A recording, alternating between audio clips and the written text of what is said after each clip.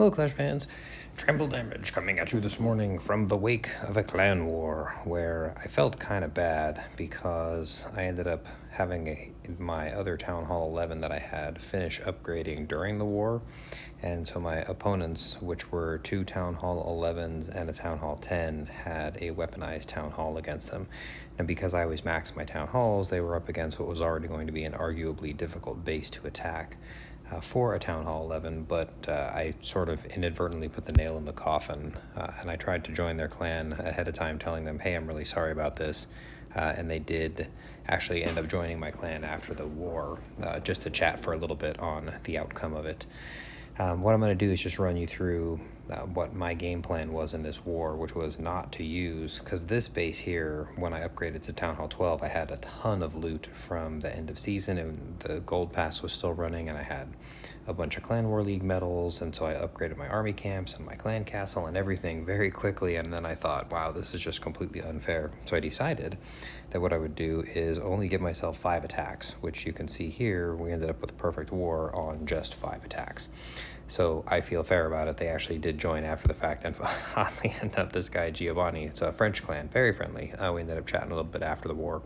Ended up saying that they subscribed to my YouTube channel, so shout out to Giovanni. I appreciate the support. And like Giovanni, if you guys are interested in my content, please make sure to subscribe and hit the comment button and like it and all that fun stuff. So what we'll do is we'll actually just show you how I chose to pursue this war. Originally it was 2 11s, 2 10s, and a 9 against 2 11s, a 10, a 9, and an 8. So I already had a little bit of an advantage. And here I steamrolled a Town Hall 8 with my Town Hall 9, which is not that impressive. And then for the rest of the war, I ended up going with a mass hog rider approach for the majority of these bases. This one here, you know, the clan castle at Town Hall 9 is the most important thing to handle, so I need to be able to get in there and trigger those troops. And then, you know, new Town Hall 9-ish, you know, only a level 3 Archer Queen, so she's sitting on the outside here. Was a little bit too easy to take care of, but you know, plenty of you guys wind up running into Town Hall 9s like this in war. This is actually a very solid layout, not the easiest Town Hall 9 clan castle to trigger. I went ahead and tried to destroy this air defense just to push my clan castle troops and king in toward the middle to trigger the troops, but of course I missed, and everybody just stayed on the perimeter of the clan castle, and I was not able to get the clan castle troops triggered right away. So it took a minute, but the ice golems eventually came out, and then Archer Queen wound up getting in there to finish off the king and the ice golems, and then of course that makes room for my hog riders to just come steamrolling through here with a couple of heal spells and take out all those troops. And that's a really easy way to approach Town Hall 9 hog rider attacks, is you just blow out a little portion of the base like we did here, and then a nice easy path for them to take everything out. And again, because I did tell myself I was only going to give myself 5 attacks, I wanted to use my more convenient 3-star guarantee armies. And so I went ahead and did, go hog attack for the second one as well. And you'll notice here the golems are positioned as far apart as they can be while still creating cover for the wizards. I don't want 2 golems in the same place, otherwise, like, say, these wizards wouldn't necessarily have coverage. And so you see I've got 1 wizard that I've placed on each of these buildings here, and a couple down here, just to make sure. Now, the intent was, even though both of these guys started shooting at the gold mine, I wanted one of them to shoot at the dark spell factory. Clan castle troops, of course, now triggered because of this golem in here, and then I've got the log launcher coming, and I didn't deploy the Archer Queen and the Barbarian King until that wall had been pierced. That way the king would go inside. I didn't want him to run around the outside, because the point is I want him in the middle helping to handle things. Now, a couple of ice golems and balloons are not that scary for Archer Queens. You know, they just kind of slow you down a little bit, but actually not a bad clan castle troop to run into a Town Hall 10. Ideally, you get the enemy Archer Queen down, which I just figured my log launcher was going to pop through these walls and give me the majority of what I needed to pound through here, which of course you do wind up seeing, and then a bunch of hogs coming in, and a couple of heal spells keeping me safe. Enemy Archer Queen winds up stepping up finally, and the king ends up taking her down pretty quickly, and I think we ended up swagging some spells in here. Perhaps we didn't use one of the heals, and we didn't use one of the free spells, just went ahead and dumped those in the middle there. And then of course there was a Troll Tesla in the corner, so unfortunate there. Um, and so the last two attacks I ended up making both with this account here, which was my smaller Town Hall 11, and smaller defensively, but still very strong heroes. Everything is maxed on this base for my heroes, except for my Grand Warden needs 2 more levels. Always get your Warden upgraded as quickly as possible. Warden's a very powerful troop.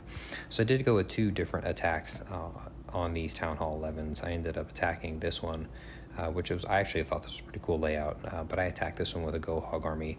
And when you have an opportunity where the Archer Queen and the Clan Castle are pretty close together, it's almost always a great attack to use a Go Hog army, because you can carve out a nice chunk of the base, get that Clan Castle taken care of, get the Archer Queen taken care of, and you can just see here, a couple of golems in there to distract the defenses, a couple of wizards to clean things up a little bit, Barbarian King, Archer Queen, Log Launcher just coming straight in here, and that enemy Archer Queen is going to wind up going down pretty quickly.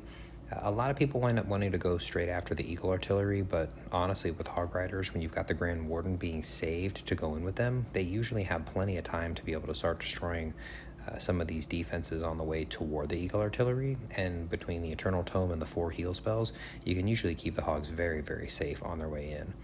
Now here we've got the Eagle Artillery starting to fire right away, and we're about to run into a bomb tower, so Grand Warden's Eternal Tome actually covers them through not just the Eagle Artillery blast, not just a bomb tower, but also ended up running over a giant bomb as well. And then of course a heal spell into there, and you see by the time the Eagle Artillery has had a chance to fire its second time, it is now down. And I've still got a couple more heal spells to see me through there.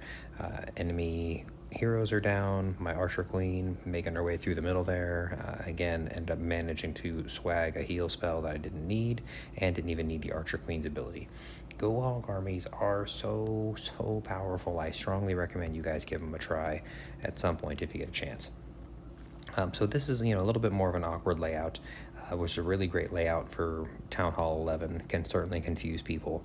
And what I wanted to do was find a way to put the Flame Flinger to use with this hybrid attack, but I wanted to take out that Eagle Artillery, because the Eagle Artillery can absolutely be a problem for your Hog Riders and your Miners, especially if it's not something that's going to wind up getting taken out very early on.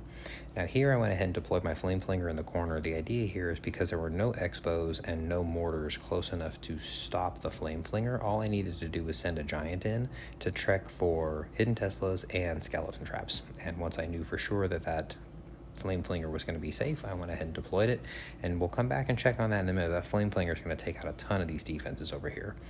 Then we went ahead up top, brought in the Archer Queen along with her heroes to fight the enemy Barbarian King. Now, you'll see what we're doing here is I brought in some sneaky goblins to take out these resource buildings. Here's actually a great tip if you're thinking about base design. A couple of sneaky goblins were able to completely funnel this portion of the base here, so that I'm only going to see my Archer Queen heading in. I'm gesturing with my hands at my iPad. In this area here, you will see the Archer Queen only moving through here because all these buildings have been destroyed by those sneaky goblins. So they were really great to put the funnel together for me. And then, of course, a super wall breaker here. I was anticipating getting all these buildings out here down and then having the Archer Queen come in toward the middle to take out the Eagle Artillery, but the super wall breaker ran off to the side a little bit. And at this point, I was like, okay, great, no problem. We actually still managed to get her in there. Archer Queen takes out the Eagle Artillery, and now it's just a matter of waiting until the appropriate time to send in the Hog Riders and the Miners. Now you see the Flame Flinger still over here taking out these defenses. The goal was to get this single target Inferno Tower down with the Flame Flinger. The main reason why I brought it there.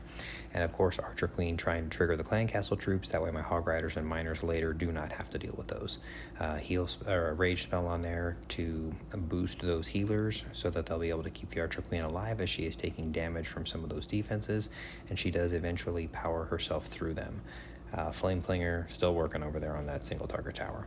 So at this point, Archer Queen is fighting through a bunch of Expos, just a ton of damage in there, and I was amazed that she actually managed to survive through there without using her ability already, but I was obviously very happy about that. So then we move down to the corner here with the Barbarian King to help create a little bit of a funnel for those Hogs and Miners. This Archer Tower, unfortunately, still sitting up. Maybe my puppies are wrestling and fighting with each other. Hey guys. Go play. So anyway, the Archer Queen finally had to use her ability here because of all the damage from the Expos and the cannons and the air sweepers pushing those healers a little bit out of range. But you can see here we've done is, aside from this Archer Tower and this hidden Tesla, which was supposed to be down before these guys come in, but it is what it is, we've got this really nice path that my Hogs and Miners can just follow right through this base.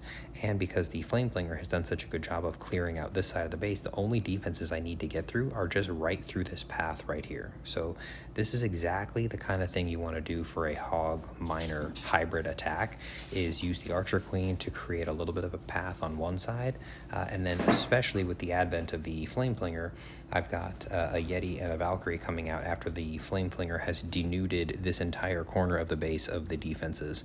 And you see the Hogs and the Miners just absolutely destroying here. I haven't used my Grand Warden's ability. I got all my heal spells left in there, being used to keep those Hogs and Miners alive. And this is just an incredibly powerful attack.